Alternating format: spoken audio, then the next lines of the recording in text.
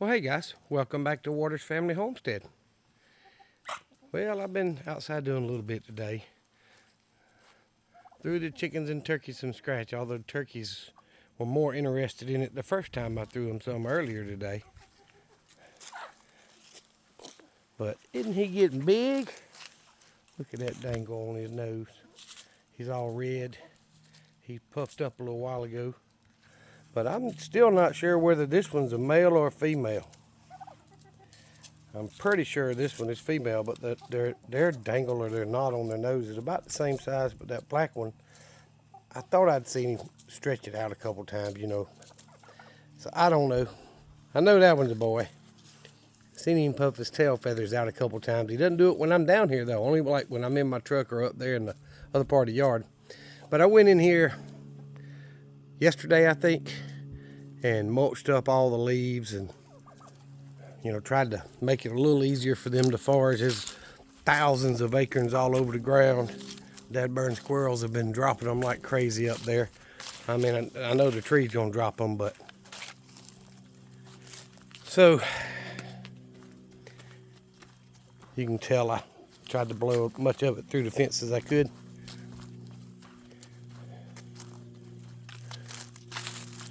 Look at them follow me. Just like my dog and my cat. But you can see this is a lot clearer. You couldn't see anything but leaves before. I just made it where I could walk without breaking my neck, basically. Of course, more leaves fall. There's still a lot up there. But got to get me a regular rake. I thought I had one, but it disappeared. So I guess I got to buy me a new regular old yard rake just to rake the leaves out from where I'm building the stalls. But I don't want to get that done until I get the metal to put the roof up, so that way at least won't fill back up with leaves again after I get it empty. So I'm still a long ways to go. But I thought about rolling all these telephone poles over to this backside here just until I'm ready to get them stood up. But I haven't done anything. It's for about a week I've had this old sinus mess going on and coughing, and you lay down and you get stopped up and you hard to sleep and all that good mess. I'm sure there's plenty of y'all that have had it too. But my son-in-law has had some kind of mess going on, so he hadn't actually hunted this weekend. And he asked me to fill the feeders back up, which I did. They were both empty. So I just set the bag on the mower and came back with the mower on, just blowing the leaves out of the trail more than anything, mulching some of it up, because these walnuts all over the ground.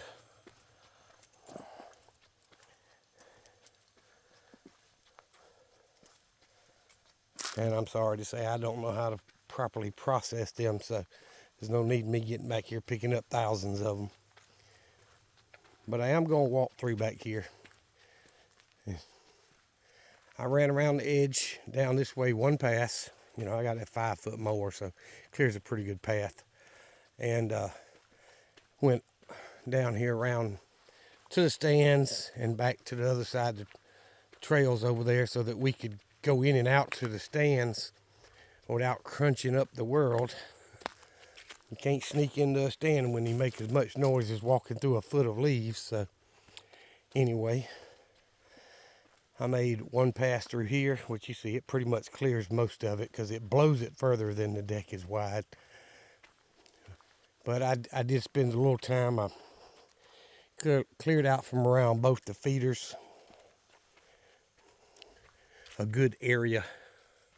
Y'all can't quite see it yet.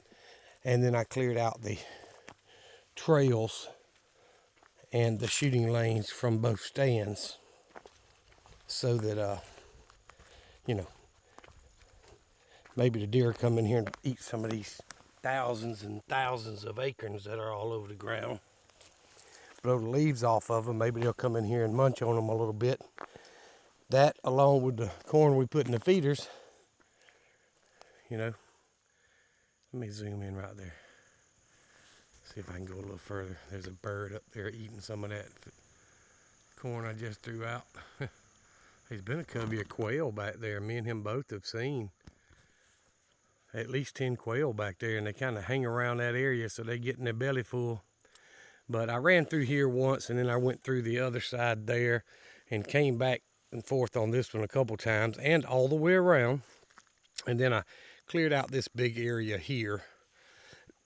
Excuse me, I still got some congestion and cough, but so I mulched this up pretty good. You know, of course the wind's gonna blow it back.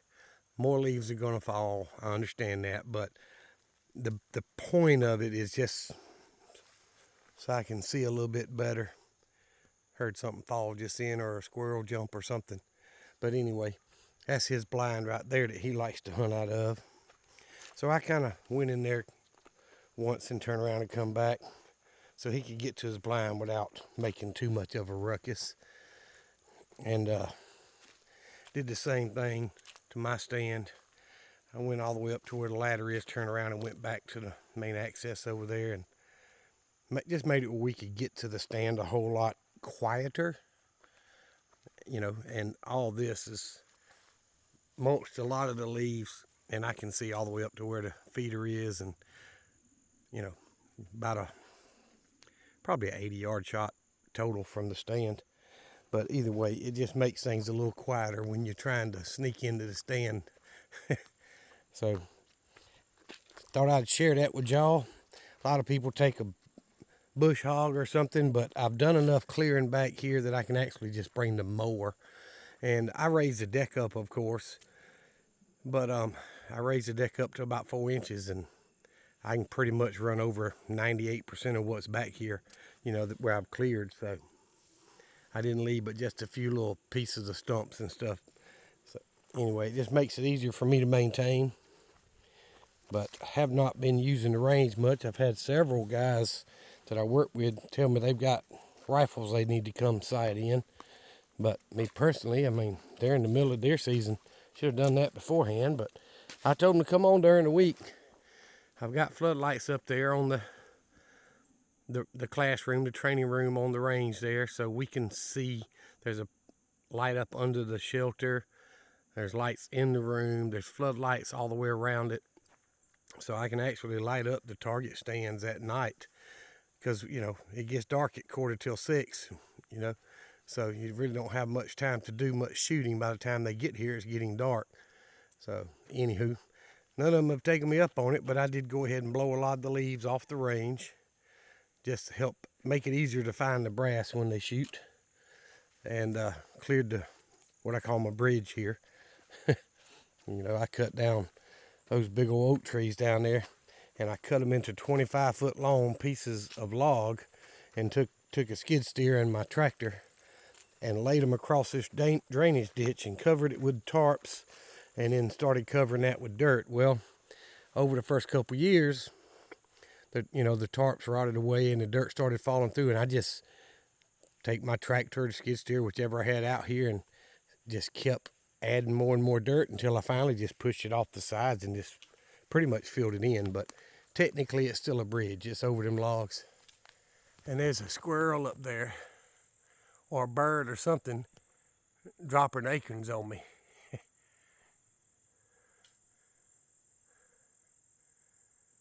I know it ain't just random. Oh well, could be. But anyway, haven't felt real good. I haven't been joining any of the channels that I follow's lives, and you know, I've snuck in on a couple of them, but I haven't commented or anything, and I just have not had the energy nor time with this congested head mess going on. But I think I'm on the uphill swing of it, starting to get better. So I actually haven't had anything but Tylenol today. I really need to cut all the grass before Thanksgiving comes around, but it ain't that important. It ain't so tall you can't see. So, you know, I did go shopping and go ahead and pick up the stuff I'm supposed to prepare for kids and family that's coming over. Anywho, I'm gonna get off here, guys. I appreciate y'all watching the videos, listening to me talk, and, you know, hitting the subscribe button, hit the thumbs up, comment when you can.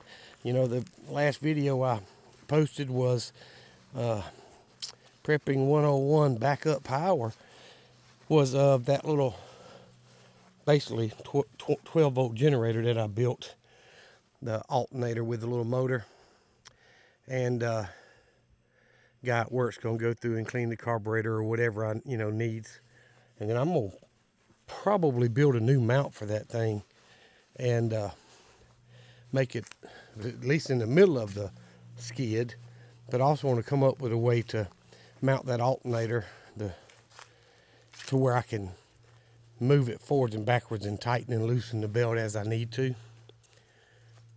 I can still smell the mower. I just had it running. I bet they're probably 30 minutes, but anywho, so that thing's got several hundred views. I've had a few good comments on it, you know, and one of them was, it's a cheap generator really, but it's a 12 volt generator. So if you've got an inverter and, you know, batteries or whatever, even a vehicle battery that you can hook your inverter to, you could use that instead of cranking the vehicle to charge your battery, keep it from dying, and, you know, get you through a tough situation as far as when power's out for short term. Or like me, it's my backup. You know, once I get off the grid, look how he's puffed up there, y'all. He don't have his feathers out, but they were all standing, you know, straight. But anyway, for me, once I get my new inverter and all installed and I'm completely off the power grid, then I've got my regular gas generator that I use as backup. Well, what if my generator fails and my batteries get weak? That is my backup way to charge my battery bank to help me through, you know, in the case of a long-term storm like hurricane comes through for a week or whatever. I've had it happen before. So it's just, you know, a backup to a backup. That's what prepping's all about. But anywho, I appreciate all those comments. I appreciate y'all watching the videos. And the comments I do get, thank you very much. If you're not subscribed to the channel, please subscribe. It's absolutely free. And ring the notification bell. It'll let you know every time I upload a video. When things are going right and I've got time. Sometimes I'll load 4, 5, 6 videos in a week. And then, like this past week, I think I did Monday, Tuesday, Wednesday, or Monday, Tuesday, and then Thursday. I don't know. But I try to at least upload a video on Mondays and Thursdays. That's my schedule. At least get one Monday morning and Thursday morning.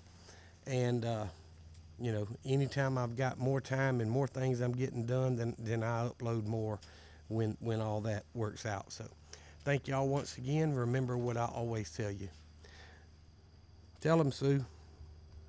Tell them, Sue. Jesus Christ loves you. And so do I. Y'all be safe and be prepared. I think Sue's been molting a little bit. He's losing a few feathers and he's not as pretty as he was, but I'm sure they'll come back.